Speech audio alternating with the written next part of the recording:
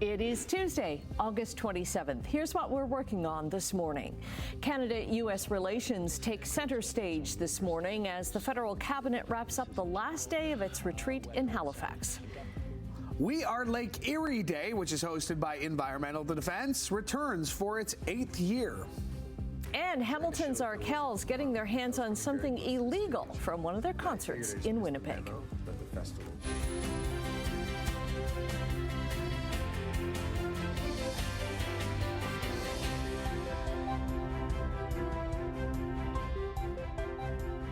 Good morning. Nice to have Louis alongside me again as Tim continues his vacation. Brian, always great to have you here, watching the roads, watching the forecast. Yeah, and feeling the heat.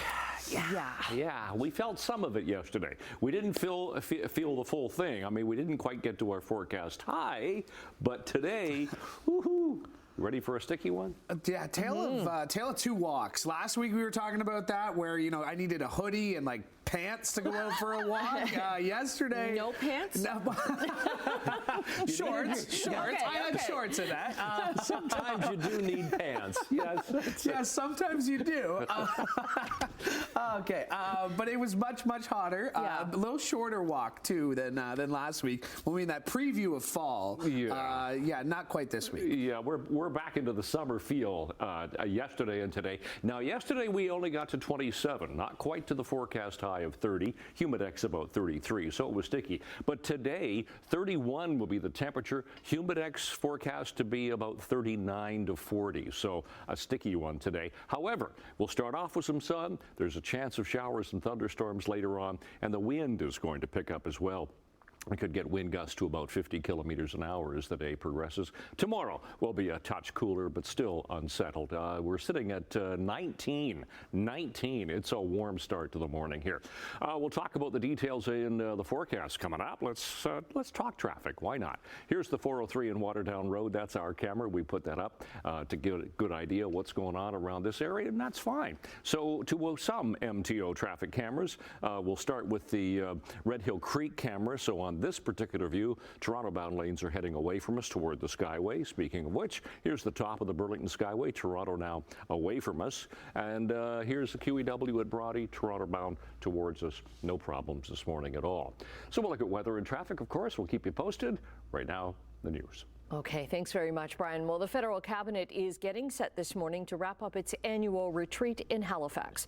Prime Minister Justin Trudeau announced yesterday that his government is going to limit the number of low-wage temporary foreign workers allowed in Canada. Trudeau says the government is also considering whether to reduce its annual targets for permanent residency. Earlier, he announced plans to impose 100% tariffs on Chinese-made electric vehicles. This is to protect domestic manufacturing.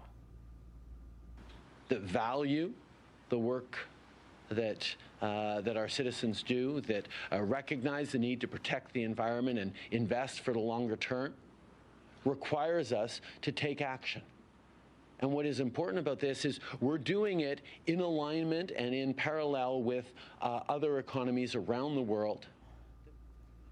Now, Canada is following a similar U.S. move that cited unfair subsidies from the Chinese government to Chinese EV makers. The U.S. Commerce Department is investigating national security concerns as well related to internet-connected vehicles from China and other countries. The Chinese embassy calls Canada's tariffs on Chinese electric vehicles protectionism that violates World Trade Organization rules. In a statement late last night, the embassy's website warns China is going to take steps to safeguard the interests of Chinese enterprises. Trudeau also addressed the railway stoppage, highlighting its impact on workers and supply chains.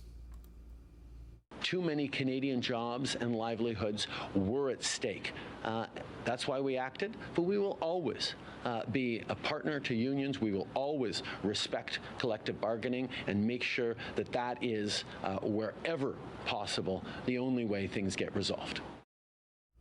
The Union for Workers at Canada's two biggest railways plans to demonstrate later today during the federal Liberals cabinet retreat. Teamsters Canada Rail Conference President Paul Boucher traveled to Halifax. He says being forced back to work under binding arbitration fundamentally takes away from workers' rights to collective bargain.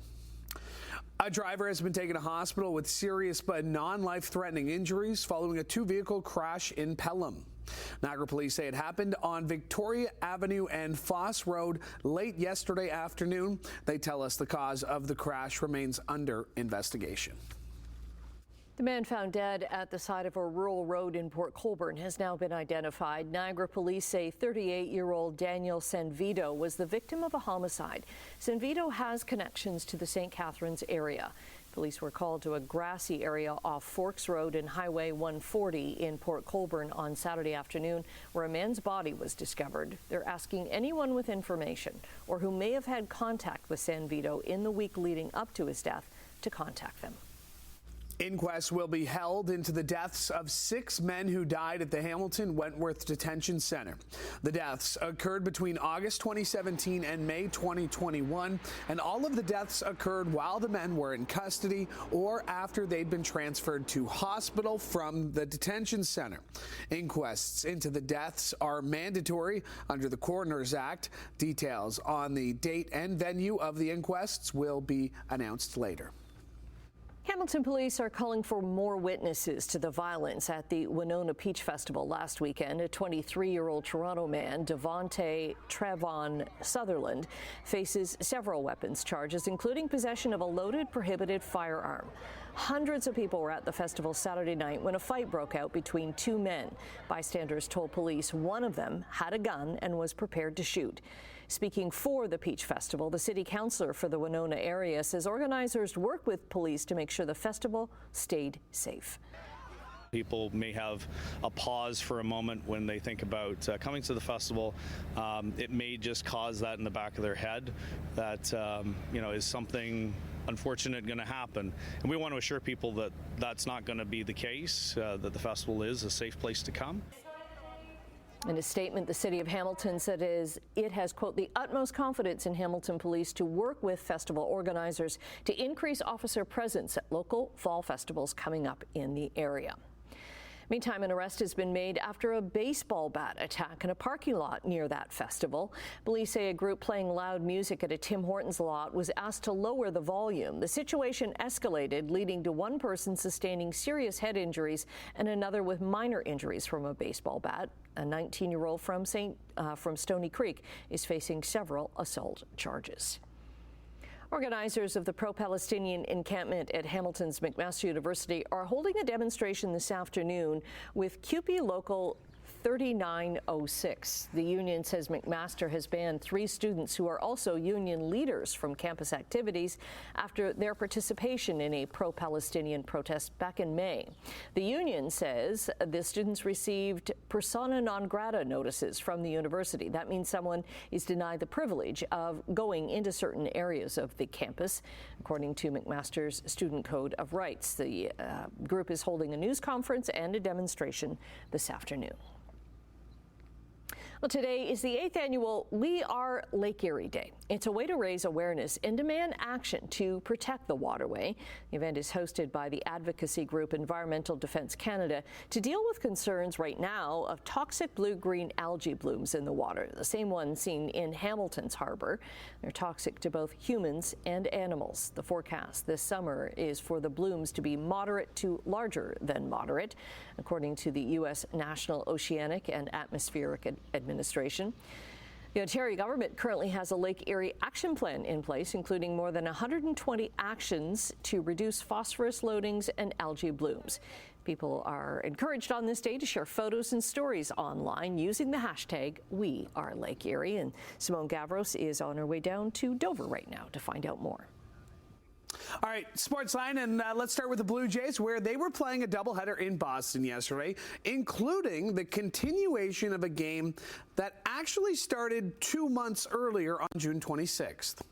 Now, in that game, that was called off due to rain in the second inning. Catcher Danny Jansen was at the plate for the Blue Jays. Of course, now he plays for the Red Sox after he was traded on July 27th. So Jansen behind the plate catching his own first hitter, and he becomes the first player in Major League Baseball to play for 2 different teams in the same game. And as for the rest of the game, Springer gets a ball high in the air to deep left field, and this one is going to be long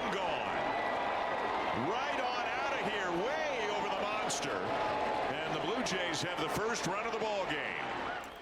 George Springer hit was, according to Major League Baseball, statistically his 7th home run of the season, while Vlad Guerrero Jr. added a 2-run double for some insurance as the Jays closed the books on one of the strangest games in recent memories with a 4-1 victory over the Red Sox. And as for Game 2 of the doubleheader, this is a well-hit ball towards the right field corner, and it's gone. Right around the pesky pole into the seats down the right field line. It's a 3-run homer for George Springer. Springer added another home run in the nightcap. This one, his 19th of the season. Make that make sense. He had his 7th in the afternoon, his 19th anyway. Blue Jays moved within 3 games of 500. They picked up the 7-3 win in Game 2 of the series, which continues tonight. Switching gears to soccer now, where Hamilton's Forge FC looks to book their spot in the Canadian Championship final when they take on Toronto FC at BMO Field tonight. Now, Forge has a 2-1 lead on aggregate after taking the first leg last month at Tim Hortons Field. Forge head coach and sporting director Bobby Smirniotis says he's not worried about his team needing to prove anything against their MLS counterparts. I don't know if we have to prove what we are, other than the fact that we have one game in front of us to give us an opportunity to play for a trophy. It's a difficult match in front of us, of course, when you look at these 2-legged fixtures. But yeah, we enjoy these matches. We enjoy playing in these stages and giving ourselves an opportunity to compete for hardware. Now, TFC's 2-1 loss was one of the low points of a rough stretch this season for the club. It was Toronto's 7th consecutive loss across all competitions at the time, and club owner Maple Leaf Sports and Entertainment and team president Bill Manning parted ways the next day. Since then, though, Toronto FC has been on the upswing with 4 wins in their past 6 matches. Forge, meanwhile, sits first in the CPL standings with 10 wins and 35 points in 20 games. Action gets underway at BMO Field tonight at 7. And the Hamilton Cardinals look to keep their season alive when they host the Majors in Game 4 of their IBL quarterfinal series tonight at Burnie Arbor Stadium. London eked out a 10-9 win at home back on Sunday, and they can end the series with a win. A potential Game 5 would go tomorrow back in the Forest City. Elsewhere, the Welland Jackfish can advance in their series with a win in Kitchener tonight. There it is on the button, 6:13. Here we go into this Tuesday morning, 27th of August. Looking good here at the 403 and Waterdown Road. It's building volume-wise, but still rolling along okay. So no problems in the Hamilton area. Let's go into St. Catharines. We'll check some of our MTO traffic cameras. QEW Glendale looks good. So far this morning, nothing again at the Red Hill Creeks. That still looks good. Fairview Street starting to slow down as we go through Fairview, heading towards and around the bend toward Brant Street. Nothing at the Ford plant, and again, nothing at Cawthra. So things are fine so far today. Temperature this morning, we're warmer than we were yesterday morning at this time. Yesterday we were 16. This morning we're sitting at 19. Light wind, high relative humidity right up there, and a mostly cloudy start to the day. And once again, like yesterday, we have a moderate risk as far as the air quality is concerned for the day today. That southerly push of air continues. You can see the red arrows coming up from the south, pulling in a bit more of the heat and humidity. The low is going to go by us later on today and drop that cold front through. That's that blue line. That's the leading edge of cooler air, which we will notice tomorrow. But it's going to stay fairly unsettled for the next couple of days. Today, a little bit of sun to start, and then chance of showers, thunderstorms later. But temperatures generally 31 degrees. A little cooler by a degree away from the lake, but a humidex today of 39 is what it will feel like. Tonight stays warm, 20 and 21 degrees, still chance of a shower, thunderstorm overnight. And then tomorrow, again, the instability stays with us in a fairly cloudy day tomorrow, but at least the temperature will come down a bit. 25, 26 for the Horseshoe, a little warmer, 27 and 28. Away from the lake, but yeah, it looks like a fairly gray day tomorrow with that instability, and at least the heat comes down. So out the door this morning, sun's not up yet. It is 19. It is mostly cloudy, and we'll look long range coming up. Annette, Louis. Okay, and coming up after the break in business news, a report shows young Canadians are missing more of their credit payments. 6:17 on your Tuesday morning. In overseas trading, Canadian dollar is up 4 basis points to 74.22 cents U.S. Gold has dropped more than $10. Crude dropped 45 cents to almost $77 U.S. a barrel. Checking midday trading in Europe, markets are up in London, Frankfurt, and Paris. Over in Asia, markets were up in Tokyo and Hong Kong, but slightly down in Shanghai. And in North American markets yesterday, the TSX added 62 points. The Dow gained 65 points to a record high of 41,240. And the NASDAQ lost over 150 points. Personal debt across the country is up in the second quarter of this year. The credit agency Equifax reports that missed credit payments were more common among younger Canadians. Debt increased to $2.5 trillion. That's up 4.2% compared to the same time last year. Equifax says while inflation is stabilizing and interest rates are easing a bit, rising unemployment is offsetting those positives and increasing financial stress.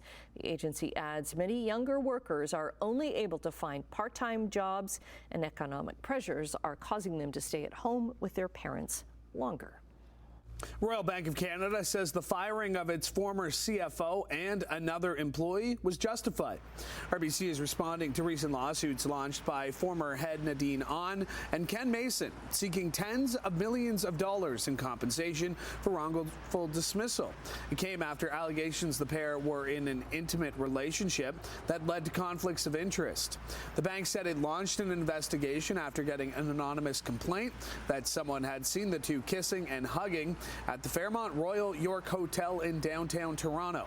The investigation found the two had sent thousands of messages, including ones where they planned anniversary drinks and said they loved each other.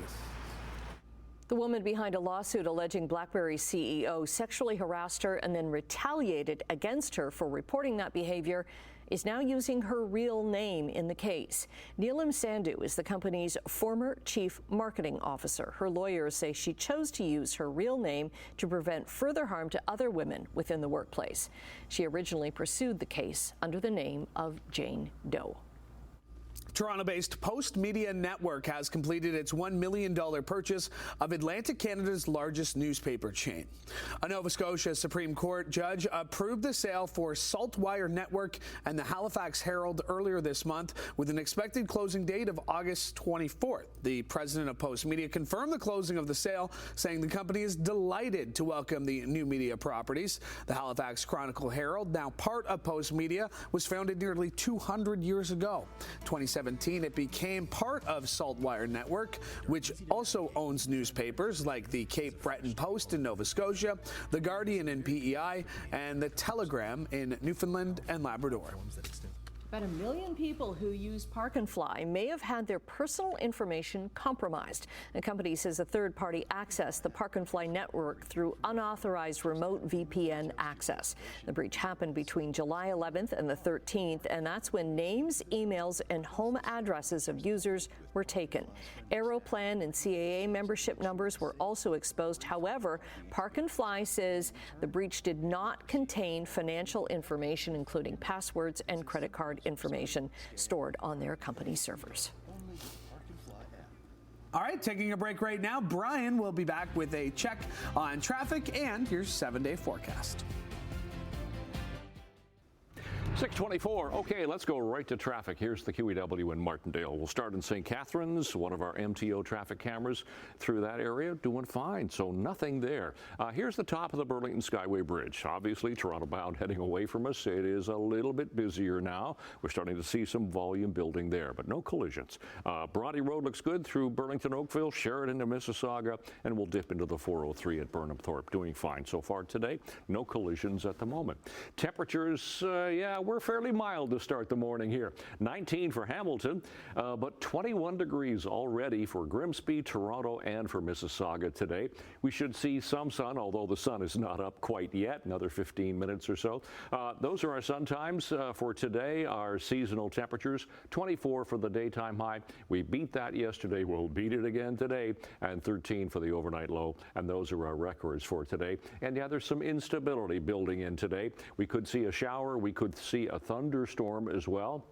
It's a possibility. The winds will pick up to about 50 kilometers an hour from the southwest, but 31 feeling like 39 today, so a sticky one. Tonight, temperature only falls to 20, possible showers, thunderstorms. Tomorrow, fairly gray, showers, thunderstorms. At least it'll be a little bit cooler, 26 feeling like 34. The instability sticks around for Thursday into Friday. Chance of showers both days, particularly on Friday, but then look at this weekend, Saturday, Sunday, and Labor Day Monday, 27, 25. A little bit cooler, quite nice for the holiday Monday. That's your forecast. Annette, Louis. Holiday Monday. Holiday Monday. Well, yeah, we'll be here. Should be great for the Labor Day Classic, yes, though. Yes. Simone Lawrence going to be by later on today to talk about that. Okay. So, amateur wrestlers from around the globe gathered in a small English town for the World Gravy Wrestling Championships. There we go, Burnley Banger and Smash, riding gravy, baby, like red rum. So this is held every year in Rossendale, which is north of Manchester. 16 men and 8 women this year battled in a sauce-soaked gravy ring with performances judged on entertainment, not their actual wrestling skills. Costumes played a big role, with one wearing a diaper as a baby and another was in a hot dog suit. After their greasy bouts, participants were hosed down by firefighters with cold water. The annual event raises money for a hospice in the area. An 18-year-old amateur won this year. So when we are wondering where Brian is on vacation next year, my first guess will be the World Gravy Wrestling Championship. You want some chips to go with that. Oh, I like that. All right, stay with us. We got more to come after the break.